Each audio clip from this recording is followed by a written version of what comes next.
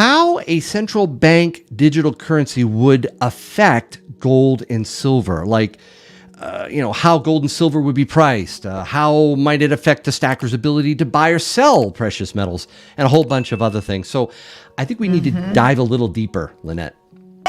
What will stacking gold and silver be like in a world controlled by CBDC? Essential. Absolutely, positively essential, because it's the only way that you can maintain your freedom. The FedNow program. It's like the monetary plumbing through which an everyday retail central bank digital currency will flow, right? Well, yes, that's it. But also, they need to get us used to it. So it's a 24/7 instant payment tool. Now, that sounds really good on the surface, but it can certainly exacerbate that 24/7 what we saw in March and in April with the regional banks. Right. Because just like it's an instant payment system, they can instantly remove their money from the bank and create more runs and more systemic problems in the banking system. But this rollout really is sort of like the wholesale CBDC, the back end, the infrastructure, if you will. It's not necessarily the thing that we're going to have on our phones quite yet, but it's a necessary first step, right? Exactly. It is a necessary first step. And when they were, if you go back a few years when we were going through the pandemic and all of the stimulus, they were saying how great it would be if everybody had that account. They already had the FedNow account in place, right? It's just going live, but it's actually been in place for quite some time. And they said, look at how much easier it would be if everybody had this account. We could just push a button and there'd be a whole bunch of money in all of those accounts for people to go and spend and keep this economy moving, because it's a consumer-based economy. So, and their hope is that once you start using it, that's where your deposits will go, that you will choose to use it, expand its use, etc. And then they have you by the cojones. It's going to be really hard for us to avoid it. Correct? Well, unless you have gold and silver. All right. So thank you for bringing it back to, gold and silver.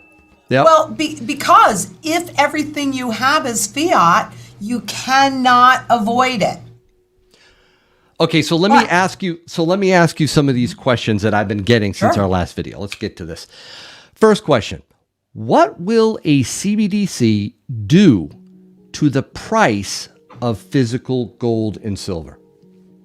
Well, I think it depends on when it comes in, because without a doubt, we have to go through a hyperinflationary reset if the CBDC is indeed going to be the new currency, because we have to get rid of all of that debt. Now, I have looked and looked to see how they would justify bringing it out. In the current system, they create debt, and then that creates the money. So I have read where they're still going to do it debt-based, and if they do, they have to get rid of all of the debt that's out there. So we have to have either a hyperinflationary, right, or hyper-deflationary, because they're going to sell it, according to them, they're going to sell it like, if you let us have these CBDCs and control it, there will not be any inflation. No, there'll be deflation. Right? Which is the same thing. It's just the flip side of the coin. It's really going to depend on the level of confidence that people have in the central banks, in the currency, in the CBDCs, right? If they don't have that confidence in them, well, then you're going to see gold go up dramatically. If they can say this is going to fix it, you're not going to likely see that, because a rising gold price is an indication of a failing currency. And so physical metals is where you would see it for the physical only market, which is where we're seeing it now. Okay. So a reset, maybe hyperinflation or deflation, revaluing the price of gold and silver, likely to go up, at least measured in dollars. Or any other currency.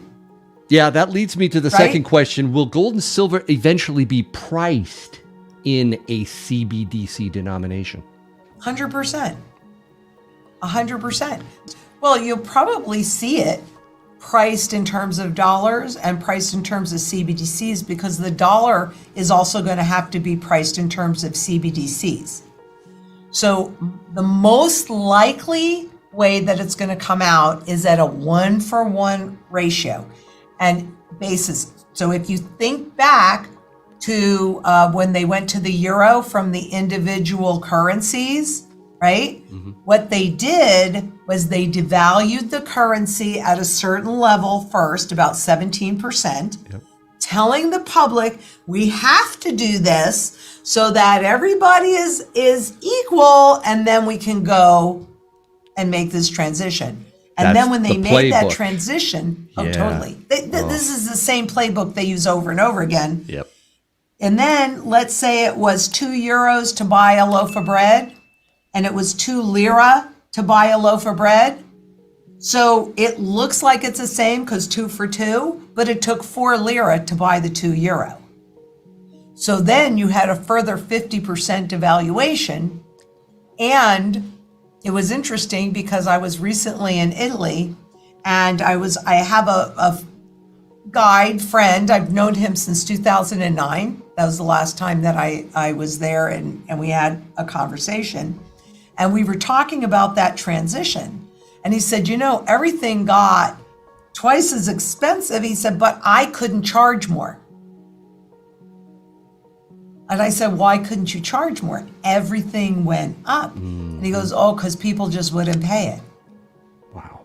So his income went down, and I'm sure a lot of people had that experience. So I think it will look very similar to that, where if they need to make some adjustments, but they're going to probably try not to, because the key is to have you think that nothing has changed. And nothing to see here, move along, everything's fine, right? Exactly. And they've talked about this at the IMF, and using the example, well, if you go to the grocery store and you're going to use the CBDC, you won't notice that anything has changed.